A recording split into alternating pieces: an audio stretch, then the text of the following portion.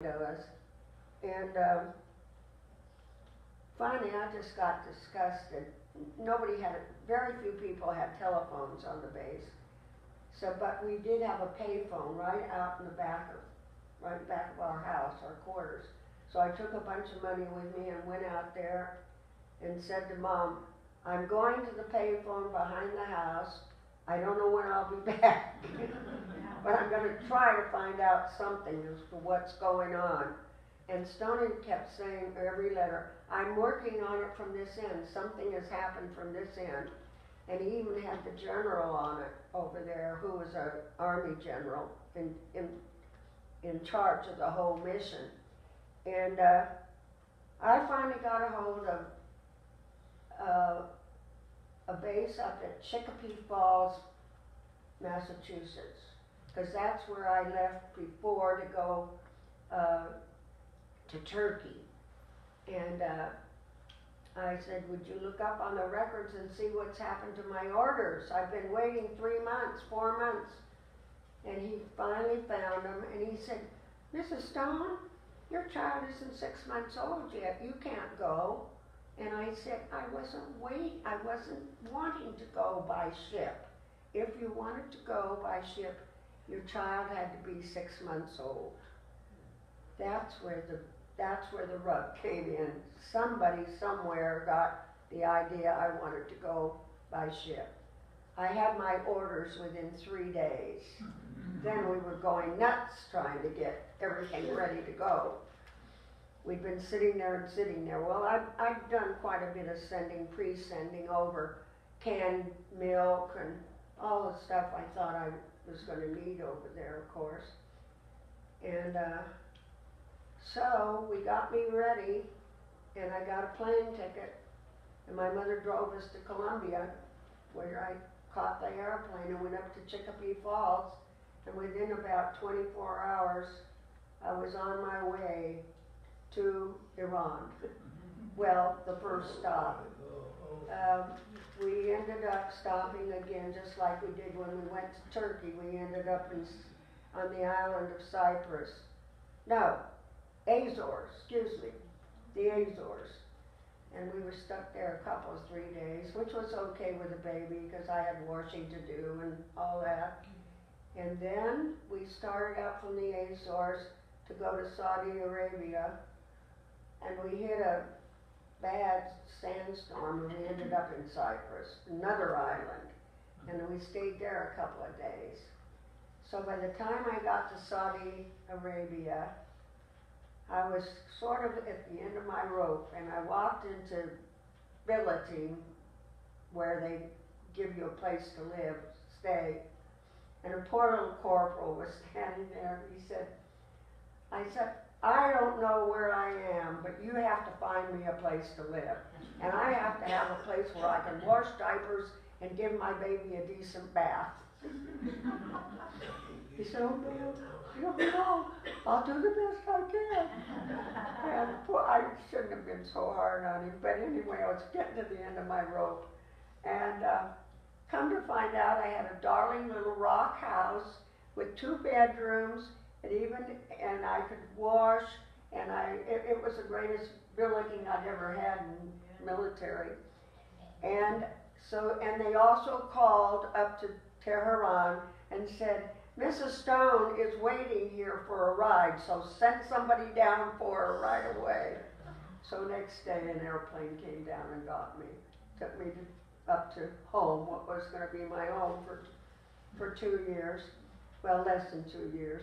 But Stoney did have a lovely home for us this time, one of the best. In fact, when we left, the commanding general took our house, and I'm going to sit down a minute. Yeah. This house was built by one of the favorite wives of not the Shah. The Shah's picture is here, and he was married to Soraya at that time. But it was his mother was the old Shah's favorite wife. So every summer she built on this property, which was out of town, way at the base of the mountains that are right there outside of Tehran. She built a home for one of her children. So where he was staying, we had a system in Iran which was very nice. When a new family came in, a military family would take you into their home until they could find a house for themselves. We had to find our own homes in both those deals.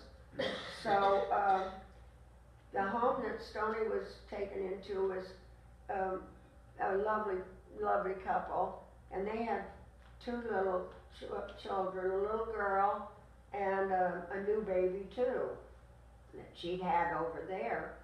And he stayed with them until he found, well, there was this beautiful house being built next door to the home where he was staying. Well, one night the Princes, that name of the people that he was staying with, had gone to a party. There's a party. And he wasn't invited to that one. Most everybody went to the same parties all the time. But anyway, he was sitting out in the yard. It was along in August, I guess, or so. And this house was being built next door, and they'd all been watching it. And he heard these crying sounds like somebody needed help. It wasn't the word help, but it was a sound that somebody needed it. So he couldn't get the gate open to get down in there, but you could jump over a little fence, and then you had to jump down, because the second house was down below this first house. So he kept following this crying sound, and he went around the back and looked up, and here was quite a stout, probably in her 45-ish, 50-ish years old. Well, the daughter that she built that house for, no, maybe she was a little older than that.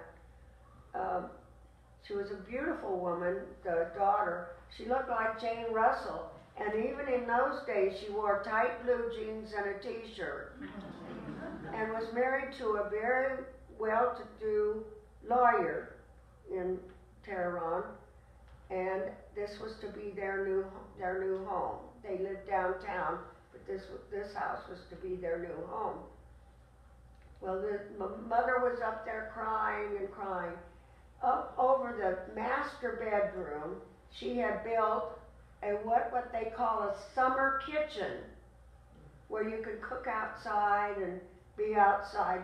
And then in the backyard, you can see in one of those pictures a little bit, everybody has a swimming pool over there when they have a home. And you're in a 6-foot or 8-foot wall. Everybody's in a compound.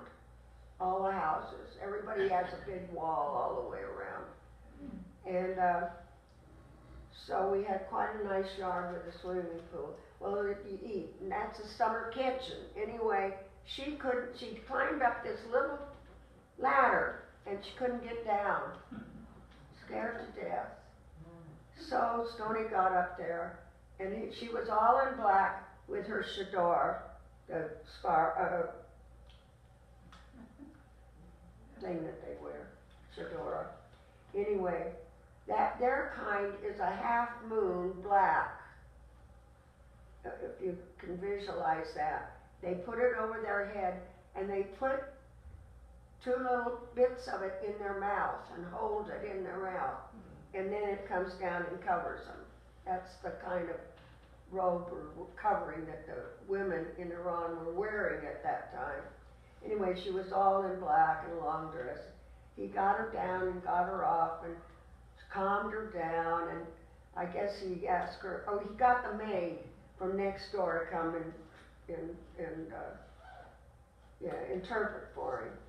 So she was very grateful to him and so forth, and she said, you have, in her Farsi, do you have house? Do you have house, Captain? Stoney was a captain then. And he said, no, I haven't found anything. She said, you have my house. He said, oh, madame, I can't afford, have interpretation. She make it okay so he could afford. So we got that wonderful house, which was, I always felt as though the good Lord was taking care of me. The other house in Turkey was lousy, and here I got the best choice. In fact, the new commanding officer that was coming in took our house. She didn't, well, she was a general's wife.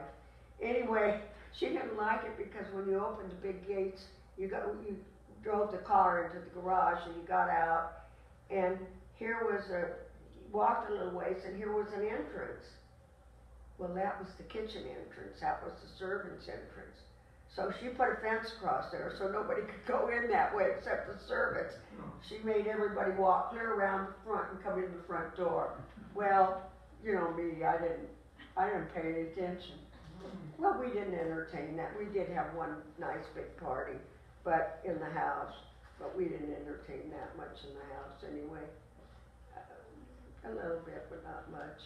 And so that was how we got that big house, and we always enjoyed it so much. And she did make it available that we could afford it on a captain's pay. We had to fight what they call the .4 people all the time. Things happen in our country that we don't know about. Ford Company, had a big program at that time where they sent people over to foreign countries, which was part probably of the Marshall Plan, and they went way out into field duty and taught people agriculture. The whole thing was based on teaching people agriculture, and they got a lot of money for living expenses, which put us out in left field. So but we did beat them out on that house. So, but it was reserved for the new general that came in. Otherwise, .4 would have been standing there waiting to get that house. But it was we had a nice officers club there. See, we didn't even get an officers club going in the downtown area. Most of the enlisted men were in downtown. Most of them were not. If they were married, their families didn't come. So they liked the downtown area because there was stuff going on. Things to do downtown. Anyway, and all the families lived out of town. But we had a nice officers club with a nice swimming pool, and they put in tennis courts for us. And we lived, a lot of it was entertainment and everything was at the old club. And they had a nice dining room, and somebody was always giving a big party, going away party on Saturday nights. So we stayed home a lot during the day. I mean, anyway, where's Eric have to go? It's getting warm.